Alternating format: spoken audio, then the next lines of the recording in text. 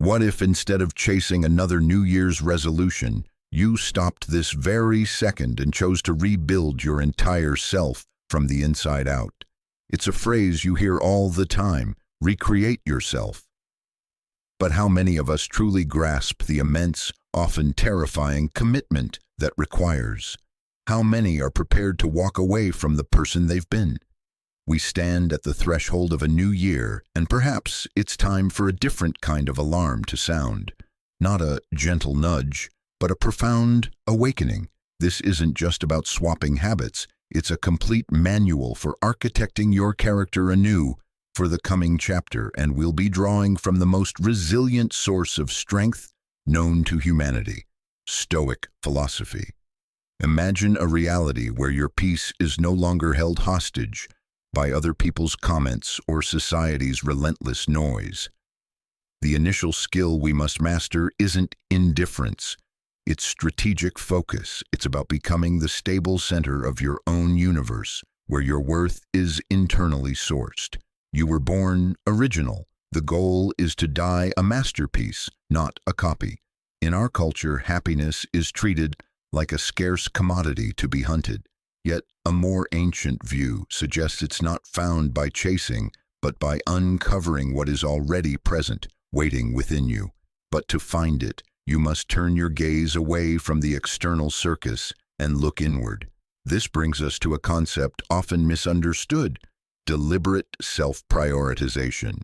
Before you recoil at the idea, ask yourself, can you genuinely offer care to others if your own well is completely dry? We'll explore why placing yourself at the top of your own priority list isn't a vice, but the very foundation of a healthy, giving life. With this fortified sense of self, we can then tackle one of our deepest human searches: forging a unique purpose in a chaotic world. An unwavering purpose becomes your compass. It's less about discovering a pre-written mission and more about constructing meaning, crafting a life so resonant that every action reflects who you are at your core. The final pillar of our transformation is Stoicism itself, an ancient framework of thinking that remains startlingly modern. Here you'll learn the Stoic vision of the good life, defined not by wealth or status, but by integrity, wisdom, and unshakable inner calm. A life where hardship doesn't break you, but forges you into something stronger. As you approach this new beginning, remember, genuine recreation isn't about altering your appearance for the world. It's about excavating the person you were always meant to be beneath the layers of expectation. It's about reconnecting with your essential nature and then radiating that authentic energy outward. The slate of a new year is clean. The real inquiry isn't whether you should change, but if you are ready to encounter the most powerful version of yourself that has been waiting. Don't hesitate. Let's journey together toward unprecedented growth, understanding, and liberation. Have you ever felt crushed by the weight of social demands, or exhausted from worrying over situations you cannot influence? If you answered yes, understand this: you are far from alone. Most spend a lifetime tangled in anxieties about matters of little true significance. What if there existed a pathway out of that paralyzed state, a method to navigate existence with less turmoil and greater serenity? Today, we dive into a mindset that can guide you to a more contented, meaningful life. This practice isn't about apathy or disregard for others. It's about directing your finite attention and concern toward the realms you can actually affect, and releasing your grip on all else. This video is a voyage through the insights of thinkers who have walked this path before, leaving behind a trail of wisdom for us to follow.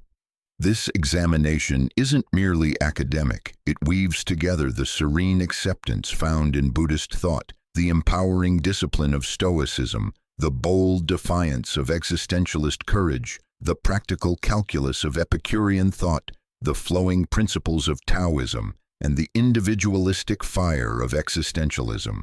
We'll also ground these ideas with real-world applications. How have these frameworks been lived out by actual people? How can this curated focus lead to increased joy, diminished fear, and a more integrated sense of self? But what do we intend when we speak of this selective focus in a philosophical sense? It does not signify a cold detachment or an absence of all care. It signifies liberating ourselves from the prison of social pressures, anxieties about the unknown, fretting over uncontrollable outcomes, and stress regarding others' judgments. The alternative is to concentrate our power on our own conduct, our responses, and our internal state, elements we can command. This is the disciplined art of focus, comprehending our sphere of influence and consciously selecting what merits our energy and passion. It's about becoming comfortable with life's inherent uncertainty and savoring the current moment with acceptance. If you've ever felt the world pressing down on your shoulders, if you've wished to shed burdensome worries, or if you're simply curious about philosophical paths to contentment, you've arrived at the right place.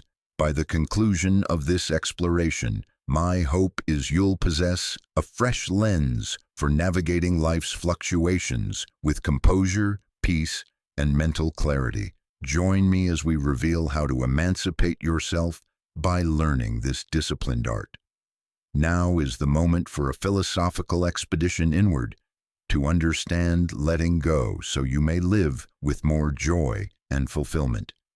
Before we step onto this path, it's crucial to set the stage by examining the profound link between philosophy and human flourishing. How does the love of wisdom help us define and comprehend what a good life truly is? Philosophy is the pursuit of understanding and the devotion to wisdom. It probes fundamental inquiries about reality, knowledge, values, reason, and crucially for our discussion today, human well-being. Across eras and continents, thinkers have sought to answer what constitutes a flourishing life and how to attain it. From ancient Greek sages to modern intellectuals, a central aim has always been to uncover the conditions for genuine contentment. On the surface, contentment seems a simple, universal aim, yet a closer look reveals it to be multifaceted, deeply personal, and complex.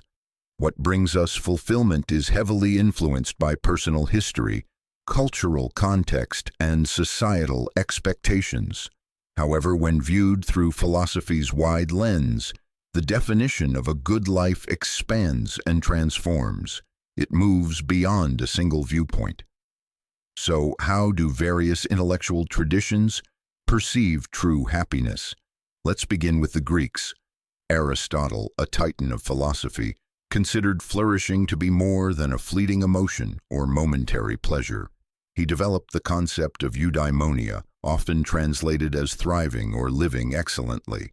Aristotle believed a good life consisted of virtuous action, practical wisdom, realizing one's potential, and contributing positively. It wasn't about chasing pleasure, but about cultivating a rich inner character. Epictetus, in contrast, argued that happiness was the pursuit of pleasure and avoidance of pain. Yet Epicurean philosophy does not advocate for reckless hedonism. Epicurus emphasized simple, natural pleasures, peace of mind, deep friendship, and thoughtful reflection. Jumping ahead, the utilitarians of the Enlightenment, like Bentham and Mill, posited that happiness was about generating the greatest good for the greatest number. This idea formed a cornerstone of their ethical systems. Arthur Schopenhauer, a 19th-century German philosopher, offered a more pessimistic view. He saw life as fundamentally filled with suffering and happiness merely as the absence of pain. His philosophy suggests reducing our desires to lessen anguish, reshaping our understanding of fulfillment. Then came the 20th century existentialists, like Sartre and Camus. They held that life possesses no inherent meaning, and it falls to each individual to invent their own purpose and joy. They challenged social conventions, advocating for radical authenticity and personal liberty. We must also include Eastern traditions, such as Buddhism. Buddhism teaches that lasting peace comes from releasing attachment and desire, leading to inner stillness and enlightenment. These diverse perspectives clarify that contentment is not a one-size-fits-all concept. It is intimately tied to our beliefs, our choices, and our perception of the world. People pursue happiness differently, some through virtue, others through pleasure, still others through freedom or spiritual awakening. As we discuss this art of focus today, we'll see how letting go of non-essential worries aligns with these varied philosophical visions of the good life. The aim is to discover a balanced, intentional way to care about what truly matters, guiding us toward satisfaction. Remember, philosophy doesn't hand us fixed solutions. It teaches us which questions to ask. As we learn about this disciplined focus, let's maintain open minds, challenge assumptions, and allow these ideas to inform our personal journey. Let's embark, drawing insight from profound thinkers on the nature of a life well lived.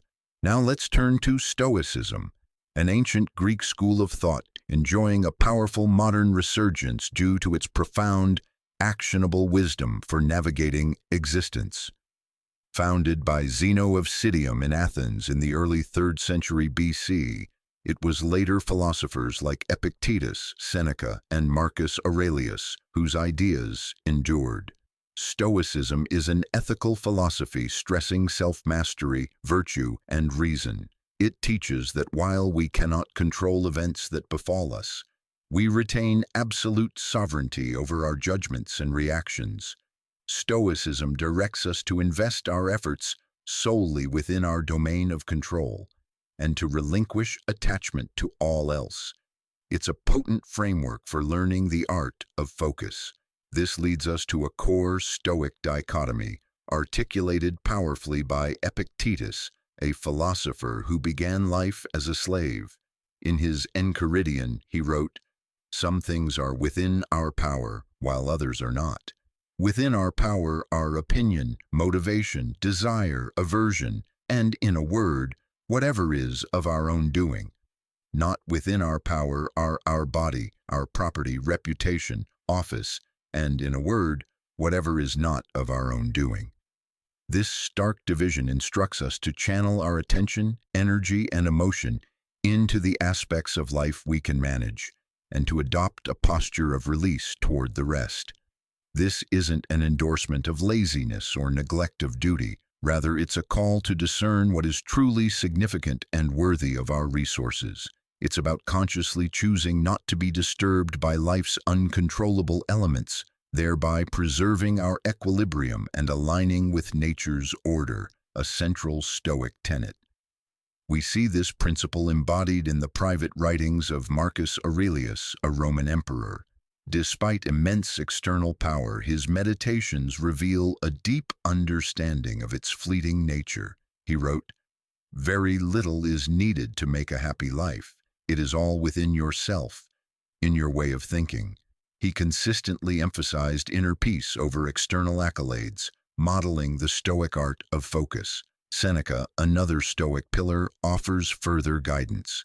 He taught not to be excessively elated by good fortune nor crushed by misfortune, to remain steady amidst external chaos.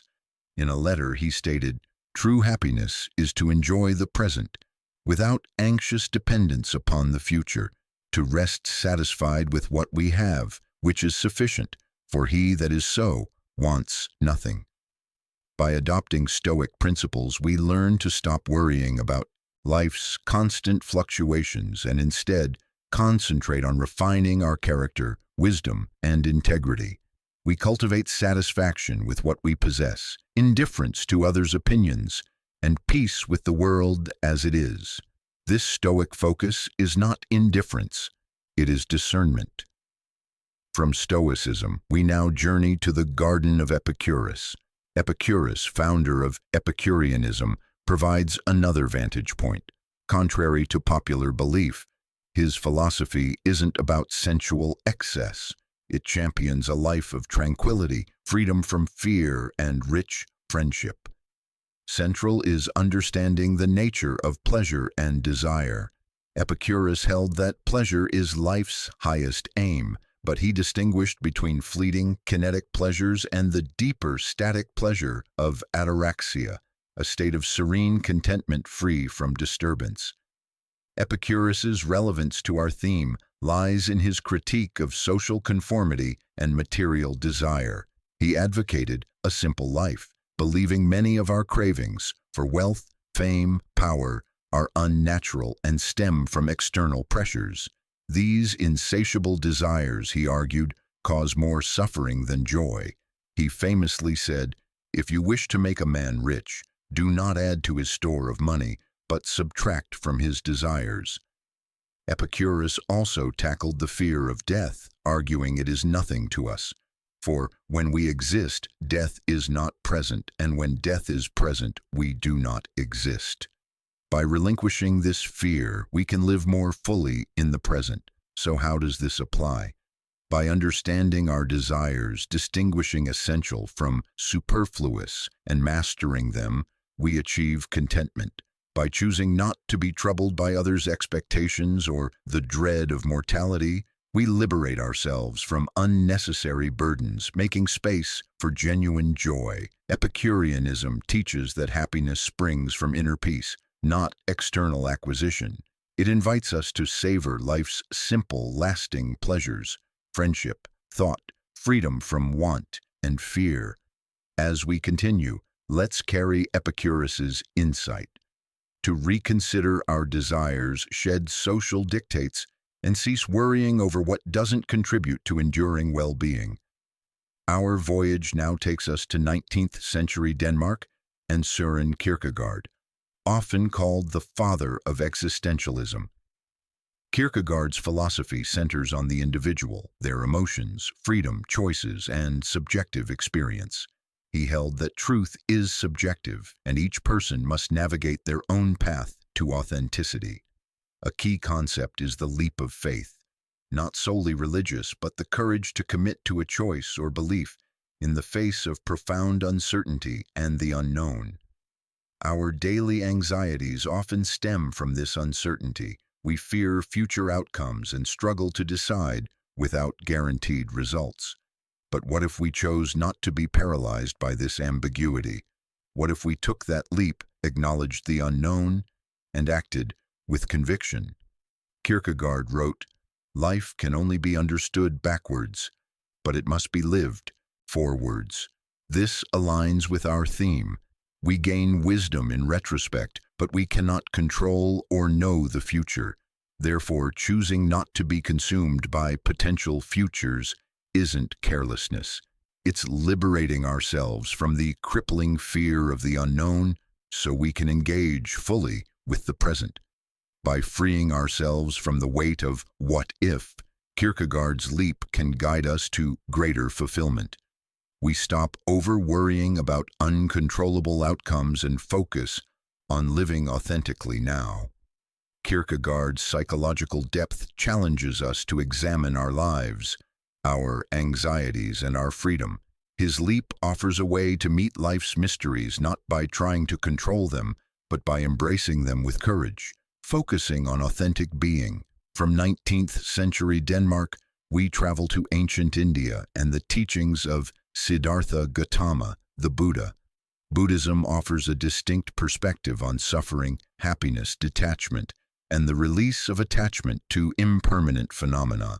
Buddhism views lasting happiness not as pleasure-seeking, but as a deep, abiding state of well-being arising from inner peace and insight, accessible through mindfulness, ethical conduct, and understanding reality's nature. Core to Buddhism are the Four Noble Truths, which diagnose suffering, its origin in craving, tanha, its cessation, and the path thereto. This leads to Buddhist principles of detachment and non-attachment, vital for understanding our theme. Detachment here isn't avoidance or indifference. It is a profound understanding and acceptance of impermanence. It's releasing our tight grip on people, things, and ideas because we recognize their transient nature.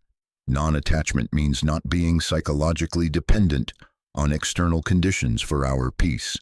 When we practice it, we experience life as it unfolds, joy, sorrow, pleasure, pain, without being controlled by these passing states. We learn to care deeply without being shackled. We aren't devaluing transient things. We are relating to them in a healthier way, appreciating them while they last, but not suffering unduly when they change or end. Applied to life, this mindset fosters profound inner peace. It allows us to weather life's storms without being swept away by desire or aversion. A saying captures this: you only lose what you cling to. This simple truth embodies Buddhist detachment. By letting go of excessive worry over the impermanent, we free ourselves from much self-created suffering, opening space for a deeper, more stable contentment. Buddhist teachings delve into the nature of mind and reality, offering a path to this disciplined focus. By learning and applying detachment, we can live with more peace, clarity, and freedom. As we proceed, let's remember the Buddha's wisdom. All is impermanent, and by not clinging, we find a peace unaffected by changing circumstances. Isn't that our shared aspiration? We return to Europe, to late 19th century Germany, and Friedrich Nietzsche, a pivotal and provocative thinker. Nietzsche provides a forceful lens for our theme through his philosophy of life affirmation. Nietzsche's core is the concept of amor fati, the love of one's fate, embracing life in its totality with all its pain, ambiguity, and chaos, with a sense of joyful, creative affirmation. This connects directly to social conventions and the art of focus. Nietzsche critiqued traditional morality and social norms as constraints on authentic, powerful living. He championed self-overcoming, transcending conditioned beliefs to create one's own values. Choosing not to be overly concerned with societal approval isn't apathy. It's an act of self-overcoming. It allows us to question, critique, and ultimately shed external valuations to forge our own moral code. This is where his idea of the Übermensch, overman, arises, an ideal of someone who has overcome themselves, created their own values, and affirms life fully. In Thus Spoke Zarathustra, Nietzsche declares, "I teach you the overman. Man is something that shall be overcome. What have you done to overcome him?" This is a call to action, to challenge, create, and become. For our journey, Nietzsche's philosophy urges us to examine our relationship with social norms. It compels us not to let external standards define us, but to establish our own values and affirm life as it is. Let's carry Nietzsche's bold ideas forward. To work on self-overcoming, have the courage to set our own standards, and learn to embrace existence. We've traversed theoretical landscapes of focused living. Now, how do we translate this wisdom into daily practice? What concrete steps can we take? First, identify what genuinely merits your care. Use the Stoic dichotomy. Separate what is within your control, thoughts, actions, reactions, from what is not, others' actions, past events, external outcomes. Direct your energy toward the former and practice releasing the latter. This single act can dramatically reduce stress and create space for more joy. Second, embrace uncertainty. As Kierkegaard illustrated, life is inherently uncertain. Attempting to control or predict everything is futile and breeds anxiety. By accepting uncertainty and taking responsible leaps of faith, we disarm the fear of the unknown. We see it not as a threat, but as the very space where growth and creativity occur. Third, confront social conditioning. From Epictetus, Nietzsche, and existentialism, we learn that societal expectations can stifle authenticity. Reflect on the pressures in your life. Do they align with your core values? Choosing not to be overly concerned with these norms isn't about irresponsibility, It's about reclaiming your freedom to choose your path, set your ideals, and craft your character. Fourth, affirm life's inherent nature. Drawing on Camus and others, recognize the fundamental lack of external meaning. Instead of seeking validation externally, focus on creating personal meaning through your work, relationships, passions, and growth. Find joy in the journey itself, in your chosen struggle. These steps provide direction, but the path isn't always smooth. It requires patience, courage, and self-compassion. You may face doubt, fear, or confusion. That's human. Acknowledge these feelings, learn from them, and let them inform, not dictate, your path. You might wonder, what can I do right now? Cultivate mindfulness. Mindfulness is being fully present, observing thoughts and sensations without judgment. It allows us to see our worries for what they are, mental events, without becoming entangled. A simple practice: sit quietly daily, focus on your breath, and gently return your attention when it wanders. This builds present moment awareness and non-attachment, crucial skills for our theme. Remember, this focused approach isn't about neglect or coldness. It's about discerning what matters, embracing life's uncertainties and mysteries, and finding your authentic voice amidst the noise. This journey demands bravery, self-kindness, and a willingness to embrace the full human experience. As we conclude this exploration, let's reflect. We've journeyed from ancient Stoic halls to 20th century cafes, examining how different schools approach the idea of deliberate focus. We've seen the Stoic split of control, the Epicurean critique of desire, Kierkegaard's leap, Buddhist non-attachment, Nietzsche's self-overcoming, and existentialist authenticity. We've discussed practical application, identifying priorities, embracing uncertainty, challenging social norms, and affirming life. But this is merely a beginning.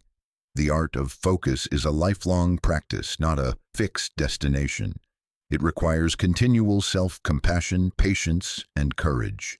As you move forward, apply these ideas to your unique life. Discover what resonates most with you and release what no longer serves your highest good.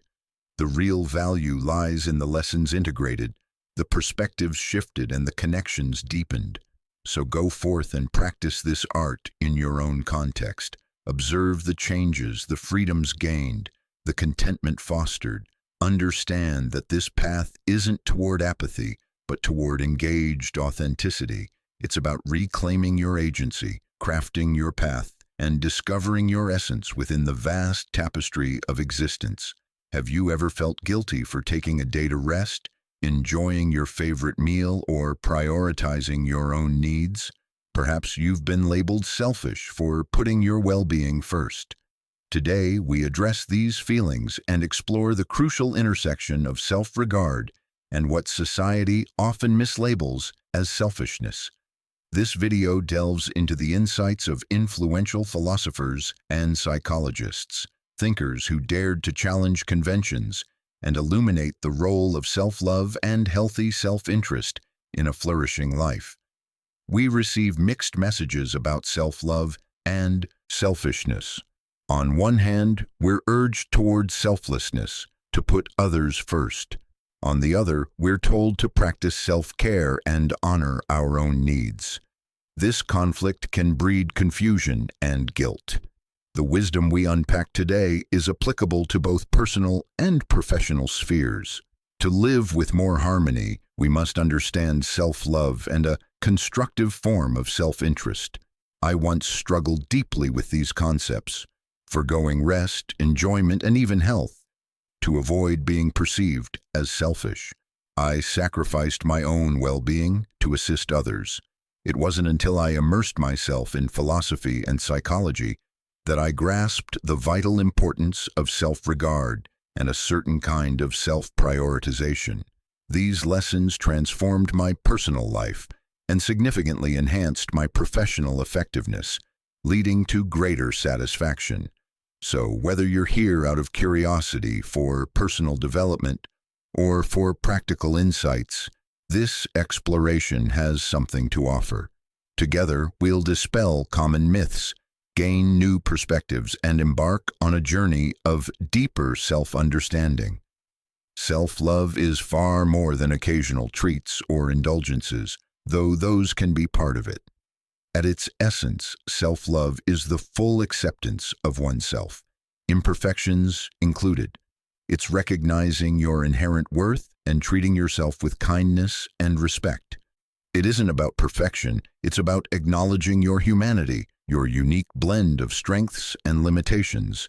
It means extending to yourself the same compassion you'd offer a dear friend. Practicing self-love involves nurturing your physical, emotional, and mental health. It means setting boundaries, practicing self-care, pursuing passions, and honoring your needs. It's about tending to your body, engaging your mind, and nourishing your spirit. This has nothing to do with vanity or arrogance. It's a fundamental acknowledgement of your value as a human being. Now, to selfishness. Typically, this term carries a negative connotation, describing someone who prioritizes their own needs at the expense of others, often with disregard. But as with many concepts, there is nuance. Here, we aren't discussing harmful, callous behavior. We're exploring a healthier, constructive form of self-interest, where we make choices that support our well-being, even if they don't always align with others' immediate desires. This is the self-interest that allows us to say no when overwhelmed, to pursue dreams that defy convention, to put our oxygen mask on first. It's a self-interest rooted in the recognition that our needs are valid and important. Some perceive tension between self-love and self-interest, but they are deeply connected. To genuinely love ourselves, we must be willing to prioritize our needs, set limits, and make decisions that support our health. This requires a degree of constructive self-interest. Conversely, to practice healthy self-interest, we must first value ourselves. We must love ourselves.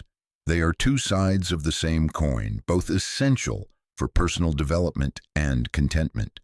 This dynamic interplay enables us to navigate life with resilience, confidence, and inner stability. But how did these ideas develop? Where do they fit in the broader history of thought? As we progress, we'll examine these questions through the lenses of various thinkers, uncovering profound insights. Remember, we are not advocating for harmful selfishness that exploits or ignores others. We aim to illustrate a balanced, healthy sense of self, where you can advocate for your needs, know your worth, and still maintain care and respect for those around you. Let's delve deeper. Self-love and healthy self-interest are interwoven concepts critical to mental health, personal growth, and overall well-being. To appreciate self-love's importance for psychological health, we must consider biology, psychology, and behavior. For decades, experts have recognized a direct link between self-perception and mental state. Picture the mind as a garden. A garden nurtured with love, acceptance, and care will flourish. One poisoned by self-criticism, doubt, and negative self-talk will struggle. Self-love acts as a protective nutrient for our mental soil. When we love ourselves, we validate our emotions and experiences. We permit ourselves to feel, understanding that our feelings matter. This validation can prevent emotional repression, a common feature of psychological distress. Self-love also builds resilience, the capacity to recover from difficulties. It allows us to face life's challenges without crumbling, knowing we are worthy and capable of navigating them. This resilience is key to maintaining mental health. What of healthy self-interest? If self-love is the soil, healthy self-interest is the act of tending the garden. It involves recognizing our needs and taking action to meet them. It's about carving out time for ourselves, prioritizing well-being, and not fearing to set boundaries. By honoring our needs, we gain self-knowledge, develop our capacities, and pursue our passions, leading to growth. Healthy self-interest also helps us learn to decline requests, cease people-pleasing, and avoid overcommitment, common pitfalls that drain our mental and emotional resources. Learning to say no to what depletes us is a crucial act of healthy self-interest. Together, self-love and healthy self-interest create a powerful synergy for a balanced, fulfilling life. They support mental equilibrium, foster personal evolution, and enable us to meet life's tests with assurance. By loving ourselves, we create an inner environment conducive to positive thought, self-worth, and resilience. Our healthy self-interest tends to this garden, providing it with necessary nourishment. In tandem, they allow us to meet our own needs while remaining capable of caring for others. We'll continue to explore, guided by thinkers who illuminated the path to self-love and constructive self-interest. Our first guide is Carl Rogers, a pioneering figure in humanistic psychology. Born in 1902, Rogers shifted the focus toward the individual's inherent potential for growth, challenging prevailing psychoanalytic and behaviorist models. His person-centered approach emphasized empathy, genuineness, and unconditional positive regard. Rogers believed that for a person to achieve self-actualization, realizing their full potential, they needed to experience unconditional positive regard, especially from themselves. This is the purest form of self-love, accepting and valuing oneself regardless of achievements, others' approval, or adherence to norms. Rogers stressed that self-love should not be contingent on external factors. He advocated for a self-love based on recognizing one's intrinsic worth. For Rogers, self-love is not egotism. It's about valuing your own experience, trusting your feelings, and believing in your perspective. He held that this unconditional self-acceptance is foundational for growth. When we accept ourselves fully, we create a safe space for self-exploration and learning. We allow for mistakes and growth, fostering an internal locus of evaluation, trusting our own judgments rather than relying solely on external validation. Rogers also viewed self-love as embracing our capacity for change. We are not static beings. Self-love involves accepting both who we are now and who we might become. His therapeutic approach aimed to create an environment of genuineness and unconditional positive regard to facilitate clients' development of self-love and growth. He believed people naturally move toward greater self-understanding and actualization in such an environment, demonstrating his faith in the healing power of self-acceptance. Rogers' perspective not only transformed therapy, but is deeply relevant to our discussion. His ideas encourage us to practice unconditional self-regard, showing us it can lead to personal evolution. Now, let's turn to Abraham Maslow, another humanistic psychology pioneer. Born in 1908, Maslow is famed for his hierarchy of needs, a model still influential across disciplines. At the peak of his hierarchy sits self-actualization, the realization of one's potential. Maslow proposed that humans must satisfy more basic needs, physiological, safety, love, belonging, esteem, before pursuing this highest need. Self-love plays a critical role in satisfying these needs. The more we love ourselves, the better we care for our needs across the spectrum. Self-care, a form of healthy self-interest, is a vital step towards self-actualization. Maslow also highlighted the importance of self-esteem within the hierarchy. Self-love is the bedrock of self-esteem and self-respect. Furthermore, the pursuit of self-actualization can be seen as a healthy form of self-interest. Maslow described it as seeking personal growth, peak experiences, and fulfillment. It's about becoming more fully yourself, a constructive, life-enhancing selfishness. His theory acknowledges that a degree of self-interest is essential for a fulfilling life. However, Maslow also included transcendence, helping others, and connecting to something beyond the self as part of full development. His ideas provide a structured view of how self-love and healthy self-interest fuel our journey toward becoming our best selves. Journeying back in time, we encounter Aristotle, one of history's most formidable philosophers. Born in 384 BC, his work in ethics, politics, and metaphysics shaped Western thought. Central to his ethical philosophy is eudaimonia, often translated as human flourishing or thriving. Aristotle considered eudaimonia the highest human good, not a transient feeling but a lasting state, achieved through living virtuously and realizing one's potential. The concepts of self-love and reasonable self-interest are integral to eudaimonia. Aristotle argued that self-love is not only acceptable, but necessary for flourishing. He distinguished between a vulgar self-love, seeking wealth, honors, pleasures, and a noble self-love, the desire to act virtuously and live excellently. This noble self-love aligns with his idea of reasonable self-interest. As rational beings, we naturally seek to fulfill our potential. To truly love ourselves, we must pursue virtue and wisdom, essentially becoming our best versions. It's a form of healthy self-interest that seeks personal development without harming others and, in fact, contributes to the common good. Consider an artist. Aristotelian self-love would involve dedicating oneself to honing craft, discovering a unique voice, and striving for excellence. Or consider a career choice, choosing a path that brings deep satisfaction over one that merely offers external rewards. Loving oneself, in Aristotle's view, means choosing the path that leads to true fulfillment and the exercise of one's capabilities. His philosophy illustrates that self-love and a measure of self-interest are not merely good, but essential for a life well lived.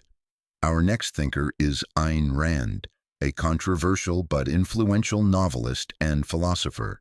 Born in Russia in 1905, she emigrated to the United States and developed the philosophy of objectivism, expressed in novels like The Fountainhead and Atlas Shrugged. Rand advocated for a form of ethical egoism she termed the virtue of selfishness. This provides a stark, unique perspective on self-love and self-interest. Objectivism holds that the moral purpose of one's life is the pursuit of one's own happiness. It champions rational self-interest, each individual's own life and happiness, as their highest moral aims. Rand's selfishness is not about harming others, but about refusing to sacrifice oneself for them. It's about being true to one's own values and living in accordance with reason to achieve personal happiness.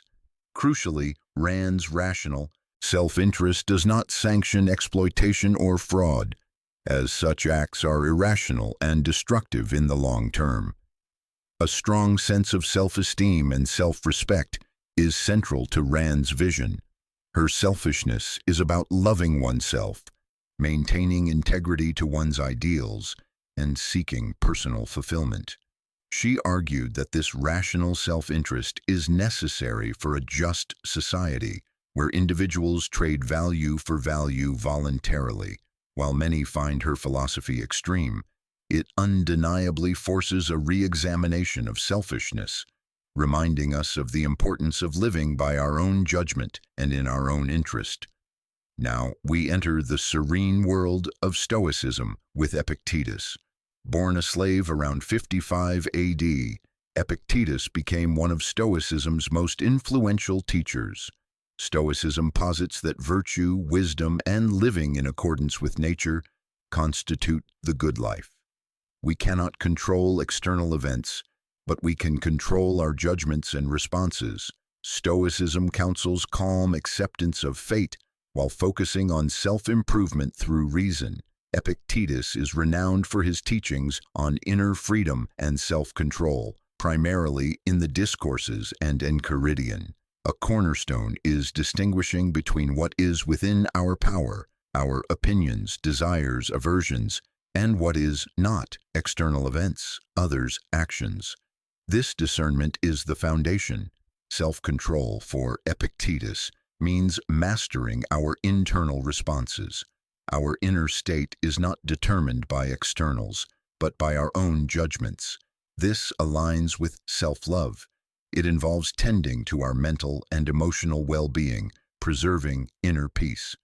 Stoicism highly values self-care, not merely physical relaxation, but maintaining balance of mind and character through practices like meditation, reflection, and living virtuously. It involves cultivating reason, managing emotions, and growing in virtue, all acts of self-love and self-interest. Epictetus's teachings encourage us to prioritize inner tranquility, think clearly, and uphold moral virtues, manifestations of loving and acting in our own best interest. The key is maintaining inner freedom and self-command, which requires self-awareness, self-respect, and responsibility for our mental state. Applying Epictetus, if work causes anxiety, focus on what you can control, your effort, time management, response to stress. If struggling with self-worth, recognize that your value lies in your character and inner peace, not others' opinions. These practices embody self-love and healthy self-interest. Our next guide is Jean-Paul Sartre, the French existentialist philosopher. Born in 1905, his work profoundly impacted 20th century thought. Existentialism emphasizes individual existence, freedom, and choice in a seemingly indifferent or absurd universe. A central Sartrean idea is existence precedes essence. Humans first exist, encounter themselves, and then define their essence through their choices. This leads to his concept of authenticity, living in accordance with one's own freedom and taking full responsibility for one's actions, without hiding behind external excuses or bad faith. Authenticity, self-love, and self-interest intersect powerfully. To be authentic is to be true to oneself, to prioritize one's values. This requires self-love, valuing oneself enough to live authentically, even if it defies expectations. Authenticity isn't navel-gazing selfishness for Sartre. It's an embrace of freedom and responsibility. It means being aware of and acting on our needs, but not at the expense of others' freedom. Consider relationships. Authenticity means expressing your true needs and feelings, even if they differ from a partner's. It's having the courage to be yourself without sacrificing your core. In career, it might mean choosing a path aligned with your passions over a conventionally prestigious one. It's about owning the choices that shape your life. Sartre's philosophy invites us to embrace our radical freedom, take responsibility, and live authentically, a profound expression of self-love and healthy self-interest. We journey east to the Bodhi tree and the teachings of the Buddha.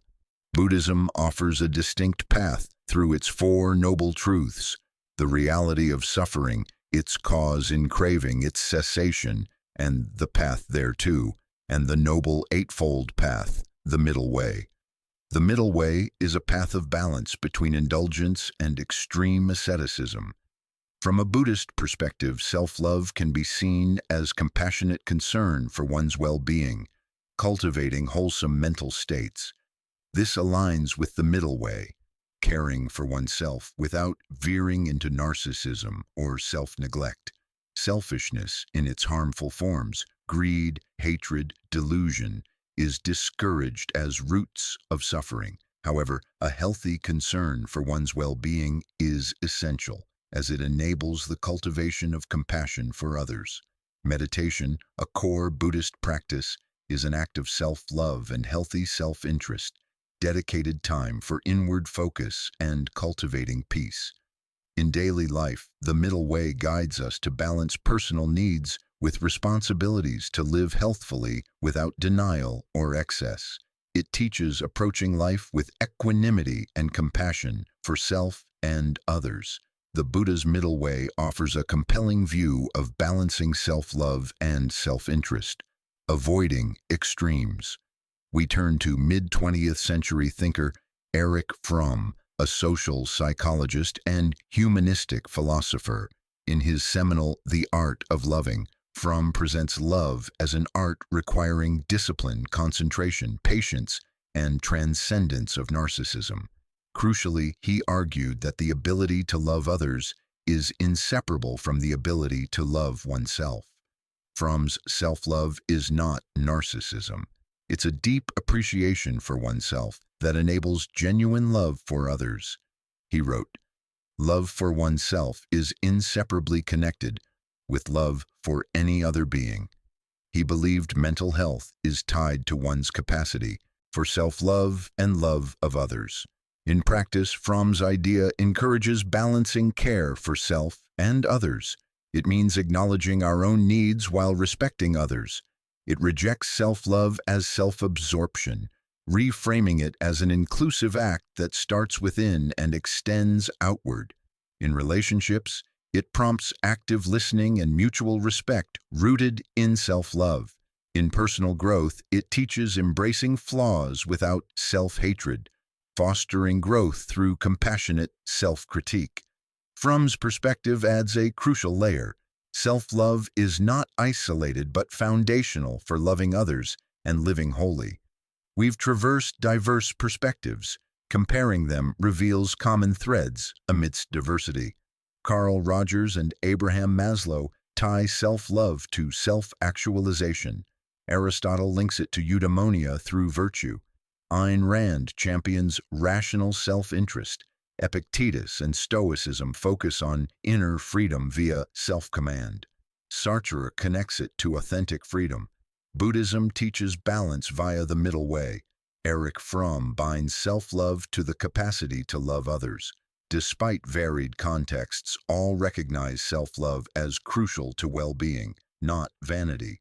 All reframe healthy self-interest as caring for oneself, not disregard for others.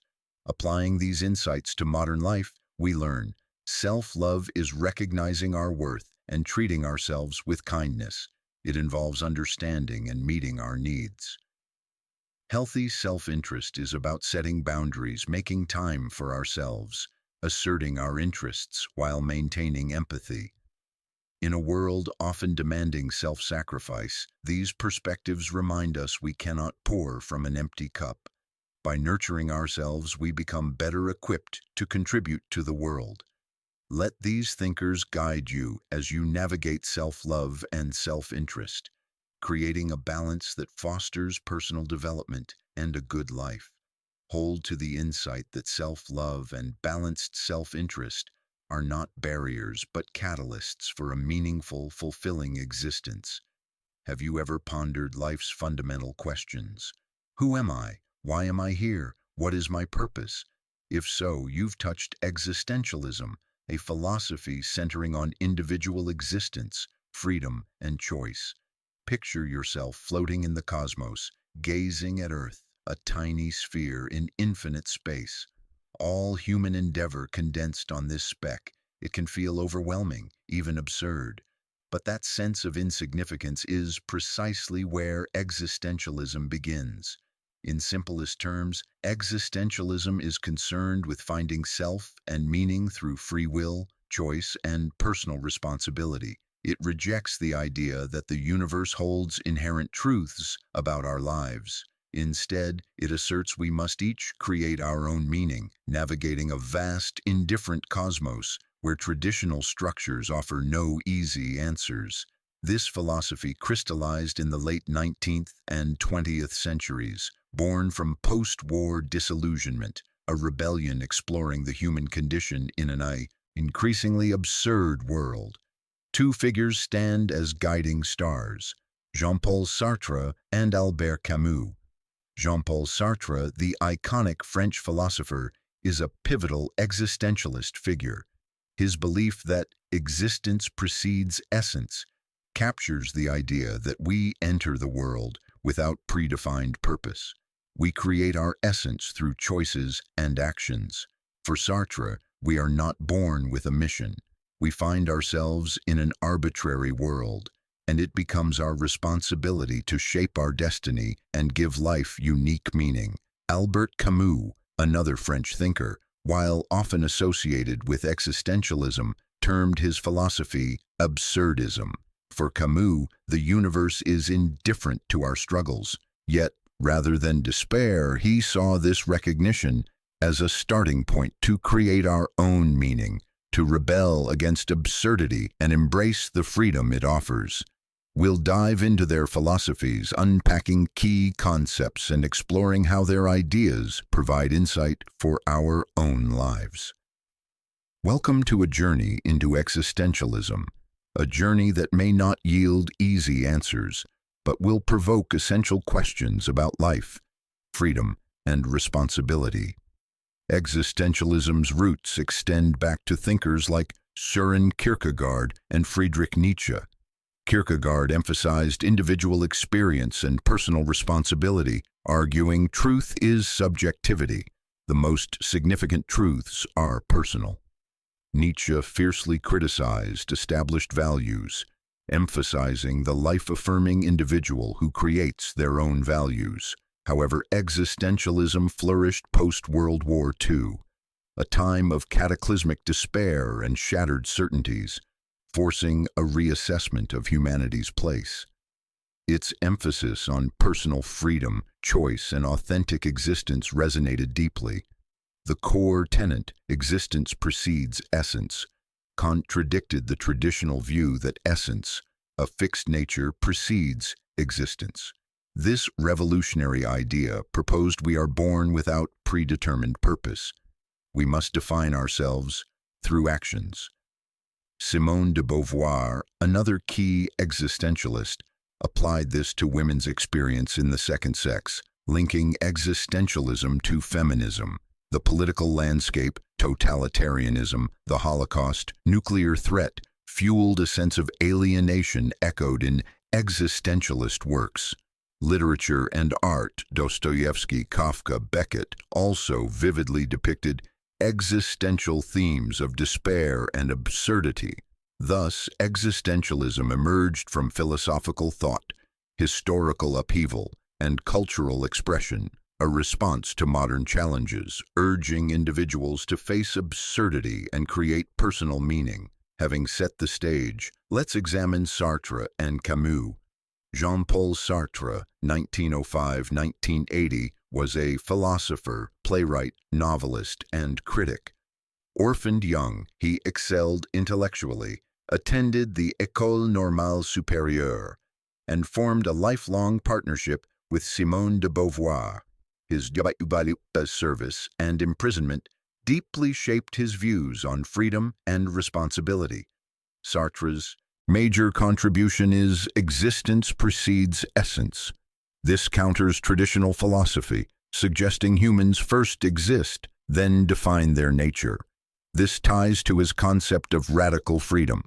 For Sartre, each person is radically free and responsible for their actions, as there is no fixed human nature or external source of value. Every action helps define what it means to be human. This freedom induces both exhilaration and anxiety, endless possibility coupled with total responsibility. Sartre argued people often avoid this anxiety through bad faith, pretending they are not free, blaming circumstances, genes, or society. Recognizing our freedom is the first step toward authentic living. Sartre also explored nothingness, consciousness as a form of nothingness that separates us from the world, enabling transcendence. In Being and Nothingness, he delineates being in itself, objective existence of objects, and being for itself, subjective existence of conscious beings. Our freedom lies in the for itself, our ability to negate, imagine, and project beyond the present.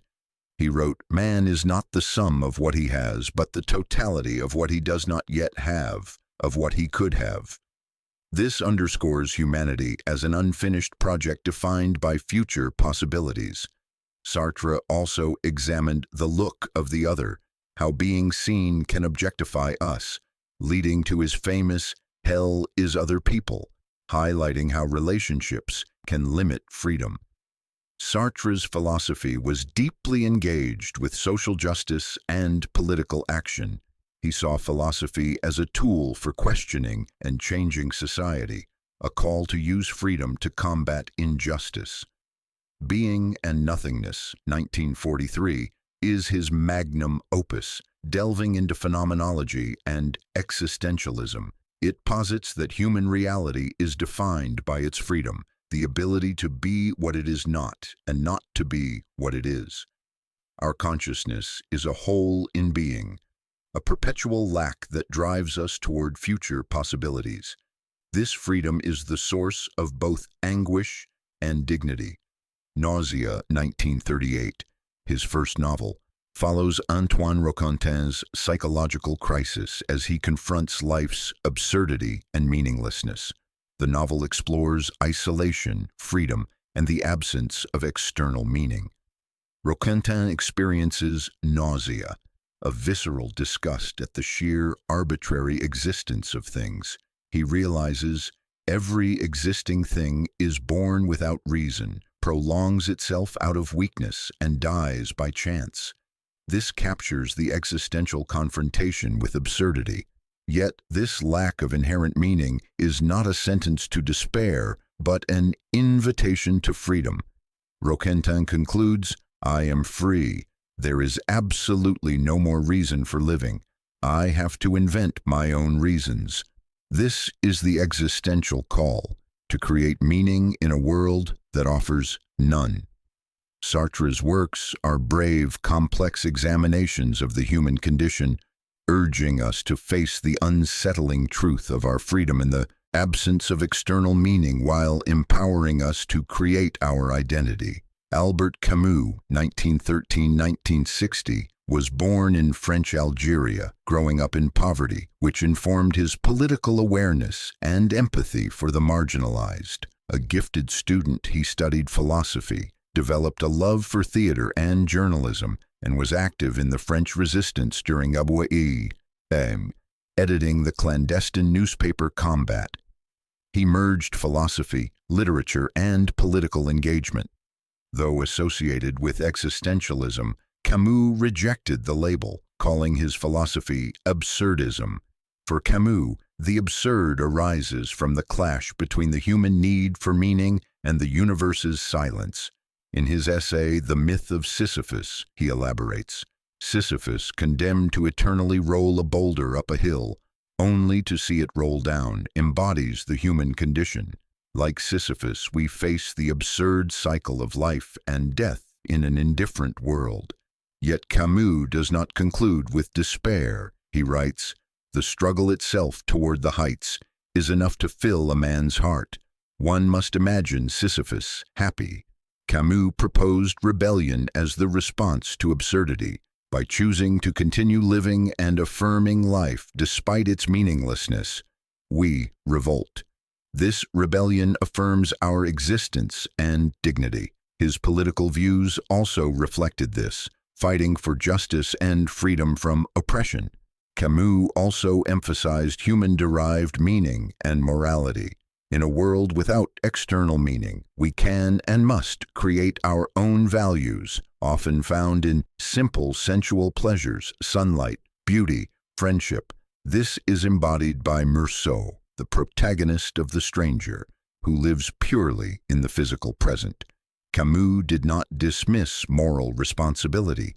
He believed each person is responsible for their actions in a world without given morals. A responsibility arising from a personal commitment to live authentically and oppose injustice. Camus' philosophy is both sobering and empowering, challenging us to confront absurdity while inspiring us to rebel and create meaning. The Stranger, 1942, is Camus' most famous novel. Narrated by Meursault, it explores absurdity, indifference, and rebellion. Meursault is apathetic, showing no emotion at his mother's funeral and later committing a senseless murder. His emotional detachment illustrates Camus' absurd, a disconnect from societal norms and expected emotions. The trial scene is pivotal. Meursault reflects, "I had lived my life one way and I could just as well have lived it another." This underscores life's randomness and the absence of inherent meaning.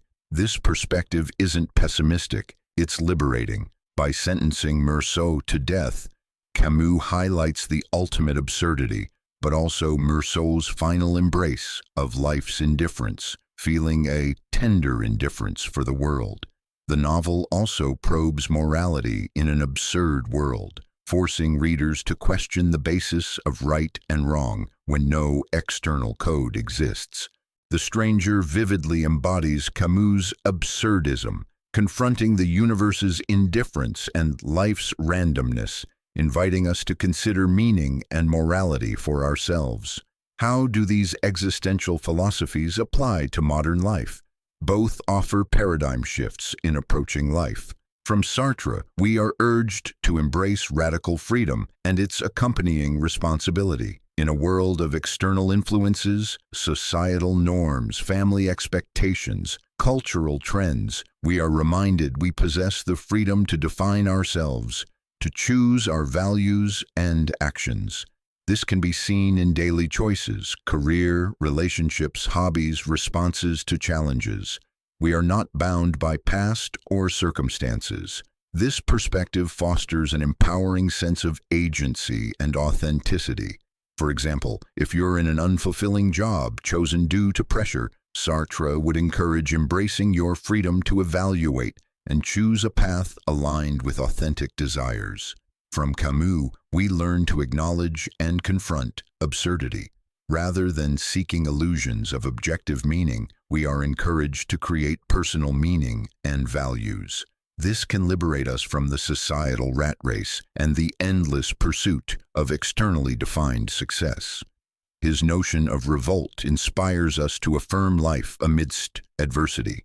For instance, facing a personal setback like failure or loss, Camus would urge confronting it head-on, recognizing its absurdity and continuing to strive, revolting against the absurd. Applying this, view failure not as a commentary on self-worth, but as part of life's absurdity, an opportunity to grow and reaffirm your chosen path. Existentialism's focus on authenticity encourages deep engagement with passions, enhancing purpose and fulfillment. It calls us back to genuine engagement in a world of distractions. Existentialism also challenges us to take moral responsibility. In a world devoid of absolute laws, we must create our moral compass through introspection and conscious decision-making, promoting a mindful, engaged approach to ethics. Existentialism invites reconsideration of how we perceive life and seek purpose. By highlighting the lack of inherent meaning and our responsibility to create our path, it offers a roadmap for those seeking fulfillment in today's complex world. Consider purpose. In a world of paralyzing options, existentialism urges leaning into uncertainty, freedom, and responsibility. Sartre's "We are our choices" underpins this. Purpose is not found, but forged through actions and choices. Imagine a career crossroads. Existentialism prompts introspection to understand true desires and values, and to choose accordingly. Your purpose is created through decisions. Regarding fulfillment, existentialism offers an empowering view.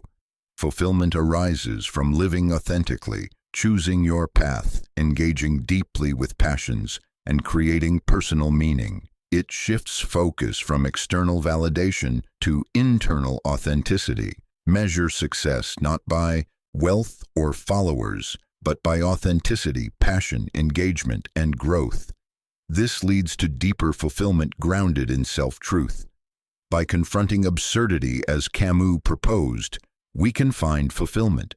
Life's challenges are not interruptions, but integral parts of existence, opportunities for growth and reaffirmation. A setback becomes a chance to learn, grow, and continue with renewed determination. Existentialism provides a powerful lens for viewing purpose and fulfillment.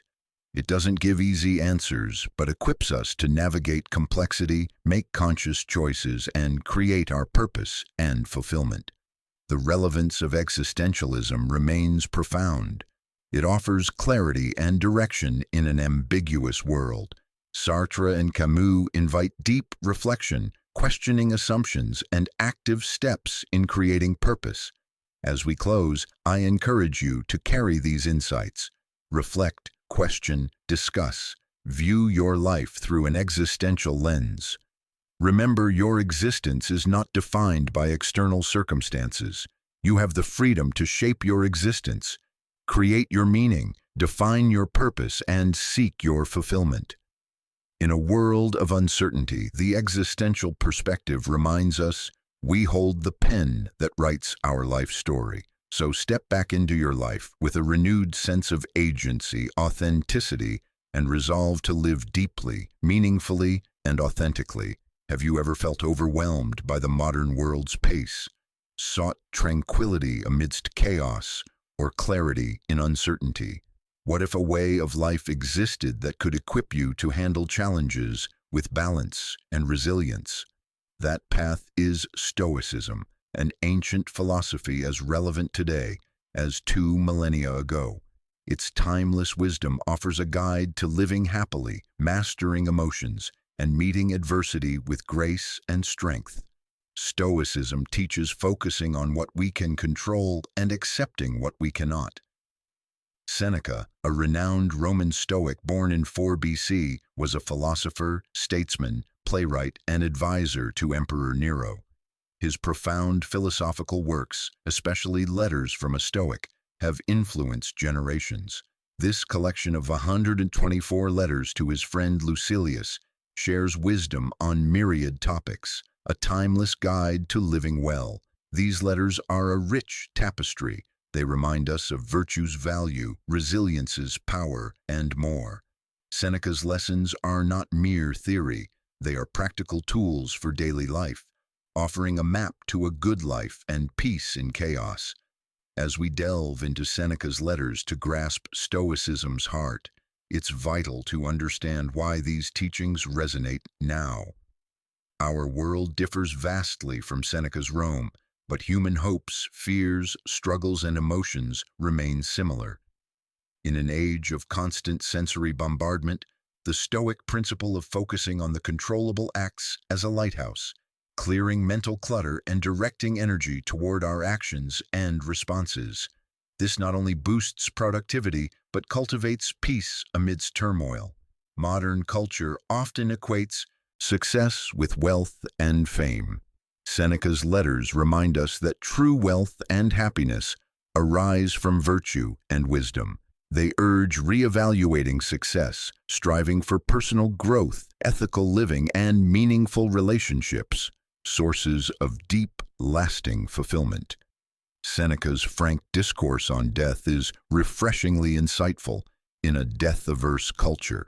His ideas encourage facing mortality, which can lead to more purposeful living, savoring each moment and maximizing our finite time. Seneca's teachings on managing emotions, anger, fear, anxiety, sadness, are invaluable for mental health. His lessons on emotional resilience, self-discipline, and rational thought are powerfully applicable. The insights we'll discuss are not archaic philosophical musings. They are practical, potent, and deeply connected to modern life, offering timeless wisdom for navigating complexity with poise, courage, and understanding. In one letter he wrote, "Fire tests gold, adversity tests strong men." This beautiful analogy captures Seneca's view on hardship. Just as fire refines gold, facing and overcoming adversity tests and strengthens character. This isn't an invitation to seek hardship, but to reframe our perception of challenges, finding strength and resilience. How can we apply this today? Consider a global pandemic. For many, it was a period of threat, instability, and uncertainty, a fire. Yet it also forced resilience, innovation, and evolution. Communities supported each other, healthcare systems innovated, individuals adapted. On a personal level, hardships, job loss, breakup, health scare are painful but offer growth opportunities. Losing a job might lead to a more fulfilling career or entrepreneurship.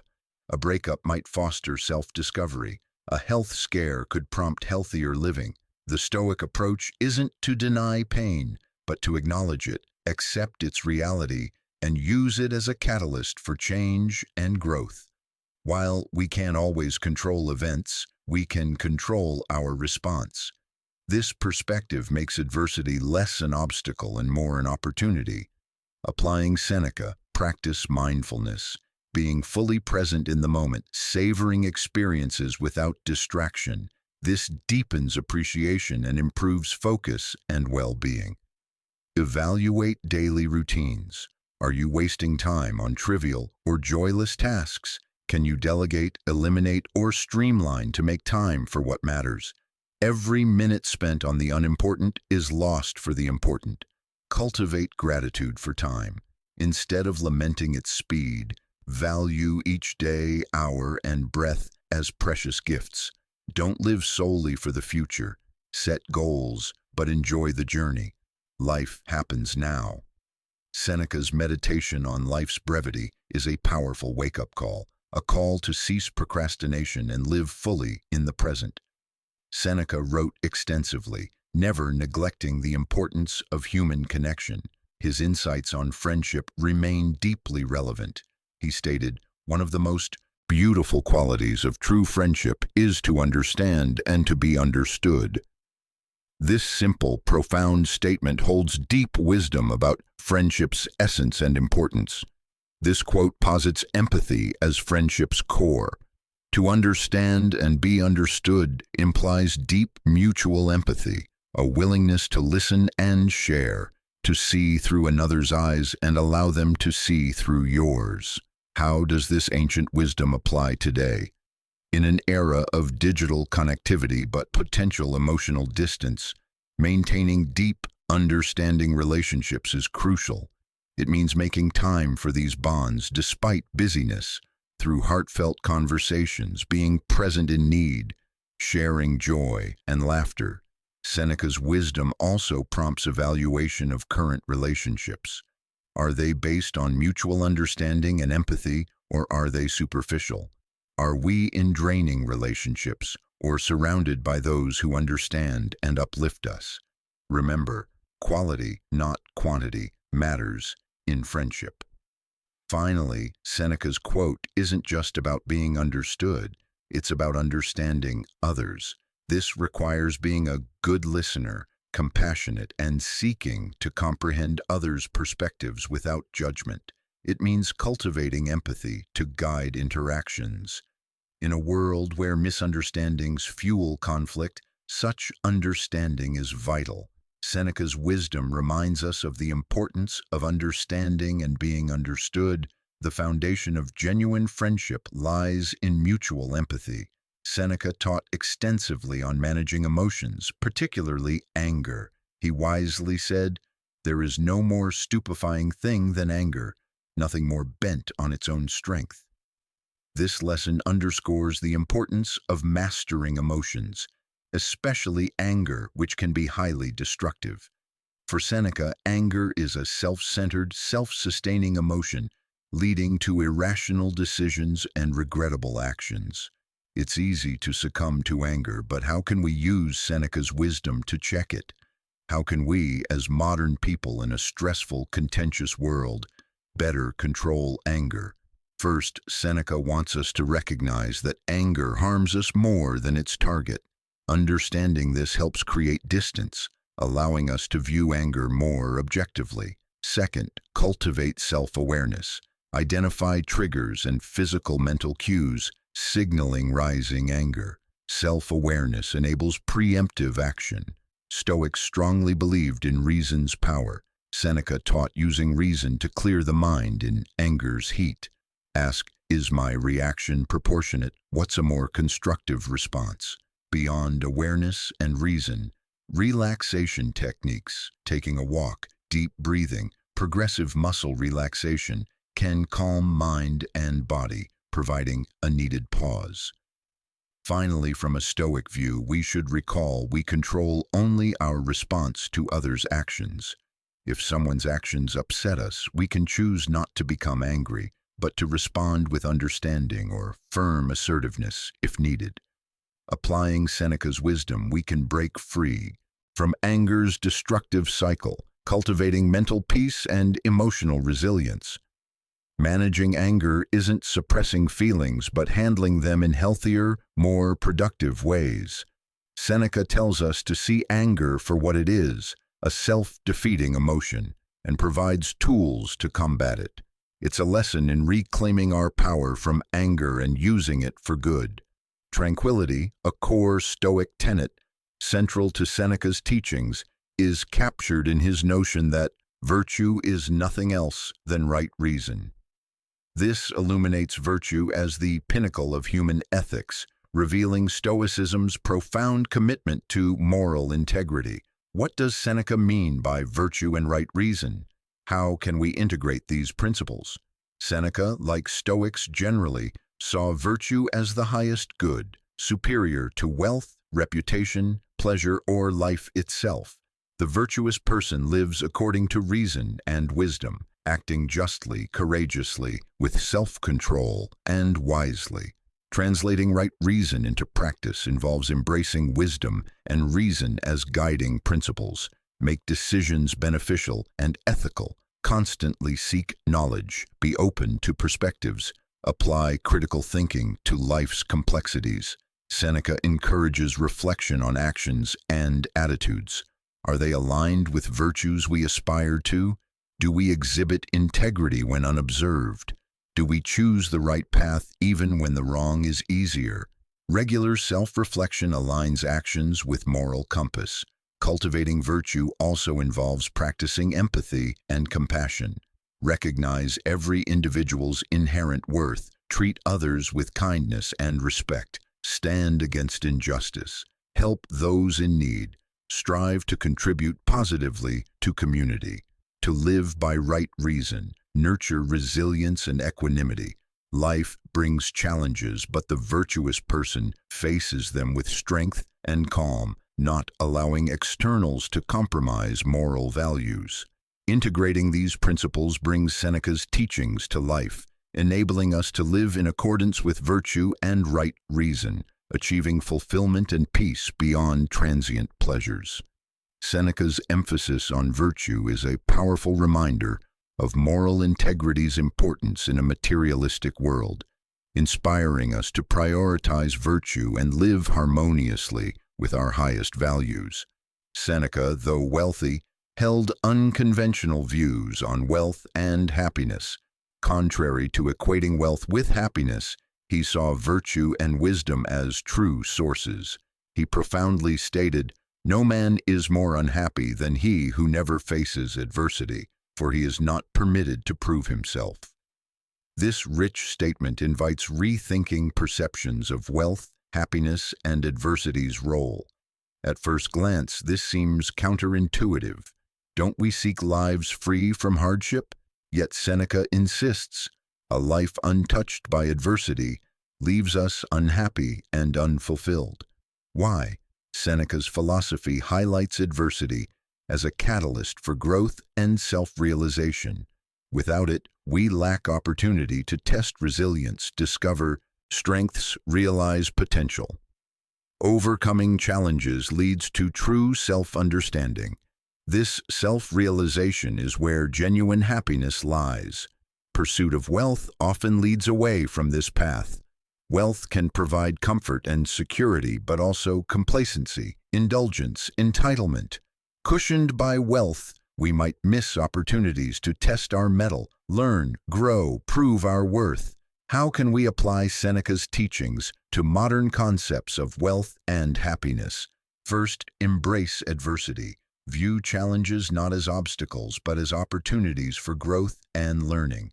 Adopt a resilient mindset, seeing adversity as a stepping stone toward self-improvement. Second, balance pursuit of wealth with cultivation of virtue and wisdom.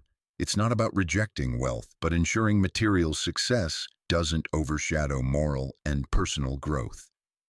Third, Seneca reminds us true wealth isn't just material accumulation. It's cultivating a rich inner life, virtue, wisdom, resilience, self-realization. The wealthiest person isn't necessarily with most possessions, but with strong character and inner peace. Lastly, Seneca guides toward a nuanced understanding of happiness. Happiness isn't absence of adversity. It's finding fulfillment and growth amidst life's challenges. Embrace life in all its ups and downs. Find joy in the journey of self-discovery. Seneca's perspective offers an alternative to prevalent materialism, encouraging us to seek true riches, wisdom, virtue, resilience, self-realization. Let us heed his wisdom, striving for a life balancing material wealth with inner richness, finding happiness not in absence of adversity, but in navigating it with grace, strength, and wisdom. A core Stoic principle is living in harmony with nature, encapsulated by Seneca. God is near you, He is with you, He is within you. To grasp this, we need Stoicism's interpretation of God, nature. In Stoicism, God is often synonymous with nature or the universe, the rational principle governing the world. Seneca's quote suggests we carry a spark of the divine, universal reason, logos. Living in harmony with nature means aligning with this inherent rationality and natural laws. First, recognize inherent rationality within us. As part of nature, we possess reason, a distinguishing human feature. This rationality enables discerning, understanding, and conforming to natural order. Living harmoniously involves using reason for thoughtful decisions, distinguishing right from wrong, navigating challenges. Seneca's quote also prompts acceptance of the natural order. Nature has cycles of birth, growth, decay, death. So do our lives. Understanding and accepting this teaches navigating life's ebb and flow, finding peace in impermanence, appreciating the present. Additionally, living harmoniously means recognizing interconnectedness with others and the world. As elements in nature coexist in delicate balance, we are part of a broader community. Thus, living according to nature requires fostering healthy relationships, contributing positively to communities, respecting the environment. Lastly, Seneca's words remind us of the divine presence within, our true nature. Aligning actions with rational nature and universal principles honors this inner divinity, leading to integrity, virtue, and inner peace. Seneca's teachings on living in harmony with nature offer a blueprint for a fulfilling life, encouraging embracing rationality, accepting life's rhythms, acknowledging interconnectedness. As we strive to live by these principles, we draw closer to our truest selves, living with greater wisdom, virtue, and inner harmony. In his writings, Seneca frequently discussed self-discipline's importance for a good life. One famous quote, "It is not the man who has too little, but the man who craves more that is poor." This encapsulates the idea. First, understand craving more. It refers to unchecked desires, an insatiable want for more money, power, pleasure. Poverty here stems from lack of self-discipline and contentment, a constant seeking. Mastering self-discipline means controlling these cravings, developing contentment, valuing what we have, managing desires in line with virtue and reason. Self-awareness and reflecting on motives help identify when cravings dominate. Once aware, we must scrutinize whether desires are rational and aligned with our values or mere impulses. This review should be continual, constant self-examination and adjustment. Finally, we must take action to control cravings. This may involve setting limits, forming healthy habits, seeking support. The goal is a life guided by reason and virtue, not ruled by cravings. Seneca's wisdom on self-discipline reminds us true wealth lies not in having more, but in desiring less. finding contentment in what we have, mastering desires through self-discipline. Seneca, like Stoics, often explored death, imbuing it with acceptance and tranquility.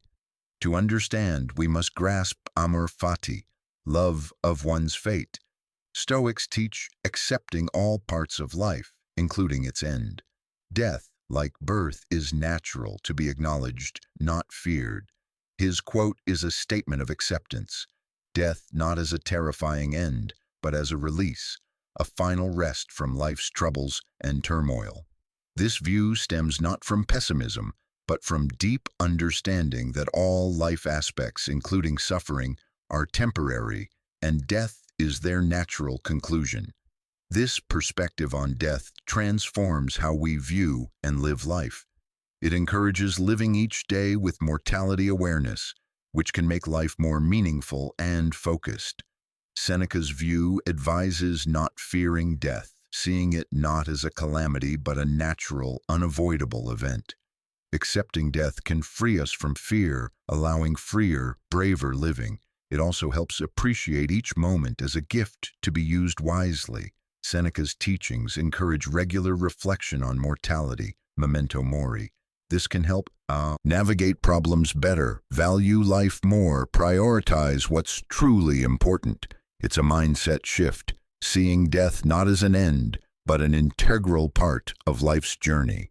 Let us approach life with death's acceptance, not with fear, but understanding, not with avoidance, but awareness, freeing ourselves from death's fear to live more fully, courageously, meaningfully. Seneca's views challenge the narrative of death as the ultimate enemy, inviting us to see it as a natural part of life's journey, a final release and return to pre-birth tranquility. His words offer peace and a new perspective, facing death with the same calm acceptance as we face life. There are more things, Lucilius, likely to frighten us than there are to crush us. We suffer more often in imagination than in reality. Seneca's timeless wisdom is especially pertinent in today's uncertain world. To grasp this lesson, recognize fear and anxiety dwell in our thoughts, not necessarily present reality. When anxious, we're often projecting into an imagined future or ruminating on an unchangeable past, neither of which we control. This mental time travel fuels anxiety and fear. Next, Seneca advises distinguishing between what we can and cannot control, a key Stoic principle. Realizing many worries concern uncontrollable factors, like most future outcomes, allows starting to release anxiety and focus energy on the controllable. Mindfulness and present moment awareness are powerful tools here. Being fully present grounds us in reality, reducing projections of fear into the future or dwelling on past regrets. Mindfulness lets us see things as they are, not as we fear. Additionally, logical thinking can help manage fear and anxiety. Seneca and Stoics advise using reason to interrogate fears. Are they logical, reality-based, or products of imagination?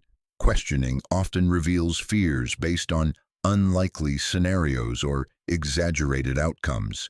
Acceptance is also crucial. Acceptance means acknowledging fears and anxieties without judgment, allowing them to exist without letting them control actions. It's recognizing these feelings as normal human responses that don't define us or our reality. Seneca's advice essentially encourages examining worries with a logical, present-focused mindset. He tells us worries often stem from dwelling on past or future, and the power to dispel them lies in the present. With this wisdom, let's strive to stay present, think logically, and accept without judgment as we navigate life. Supreme antidotes to fear and anxiety. A beautiful Seneca quote, "We must go for walks out of doors so that the mind can be strengthened and invigorated by a clear sky and plenty of fresh air." This idea of travel as soul medicine might sound like modern self-help, but originates in ancient Stoic philosophy. Seneca advised going outside, but what did he mean? How can we apply this? At core, Seneca's advice is to leave routines and familiar settings, opening ourselves to new experiences, scenery, perspectives. For Seneca, travel wasn't about luxury or escape, but personal growth, self-reflection, mental renewal. Note, Seneca wasn't just referring to physical travel, moving from place to place. He also meant the inner journey undertaken when we leave comfort zones, the insights and clarity gained when giving the mind a break. Applying this practically, we can regularly change our environment, walk in a park, hike in woods, visit a different city, country. These activities provide the clear sky and fresh air Seneca mentions, helping the mind expand, relax, and open to new vistas. It's not just movement. Being fully present and engaged during these outings is vital, absorbing surroundings and letting them shape thoughts and ideas. Travel in this sense also encourages self-reflection. Encountering new people, places, cultures often reveals hidden aspects of ourselves unnoticed in daily life. This self-reflection boosts self-awareness and understanding of values and beliefs. Moreover, in today's busy world, minds are often cluttered with information and distractions. Getting away provides a mental break, offering space for clearer, more creative thought. Seneca's travel advice reminds us of the need for mental and physical breaks from daily life. It stresses these breaks, these travels, nourish soul and mind. It's a call to step outside, not just to see the world, but to embark on an inner journey of self-discovery, growth, and clarity. So let's take his advice. Seek clear skies and fresh air. Let's travel not just as locomotion, but as soul therapy, self-discovery, and mental strengthening. By exploring Seneca's letters from a Stoic, we've uncovered deep wisdom from a paramount Stoic philosopher. We've examined key lessons from his timeless collection, each deepening our understanding of life, relationships, virtue, and the mind. We began navigating life's hardships, understanding adversity as a tool for self-discovery and catalyst for growth. The lessons are not only relevant but incredibly practical, touching areas we all navigate daily. We delved into time's swift passage, learning from Seneca's urgent call to embrace the present, a reminder to value the now, the moment we control. Next, we explored friendship's complexities, finding understanding and being understood at true connection's heart. We examined Seneca's guide to peace of mind and anger management, emphasizing anger's stupefying nature and the importance of emotional mastery. We investigated Seneca's views on virtue as right reason, the pinnacle of human ethics. To understand adversity as necessary for personal growth, we explored Seneca's ideas on wealth and happiness. We discussed living in harmony with nature, a central Stoic idea involving understanding life's flow.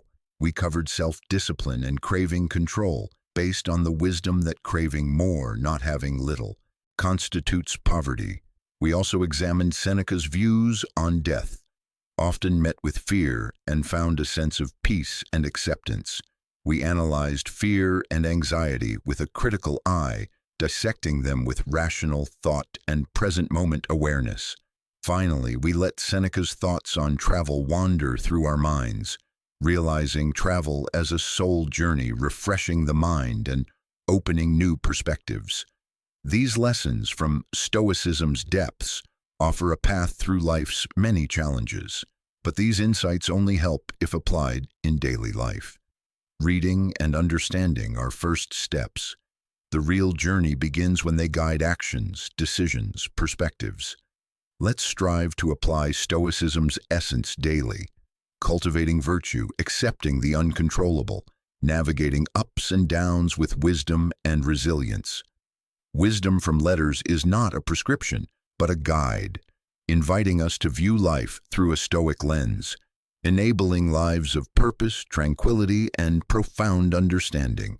Each day offers chance to practice these lessons. Through small daily actions, we truly honor Seneca's legacy and enrich our own lives. And if you found this guide to rebuilding yourself valuable, I have one simple request to help this channel, Stoic Mindset Mastery, continue to provide you with more content like this. Please take a second to like this video. It truly makes a difference. Thank you for joining me on this journey.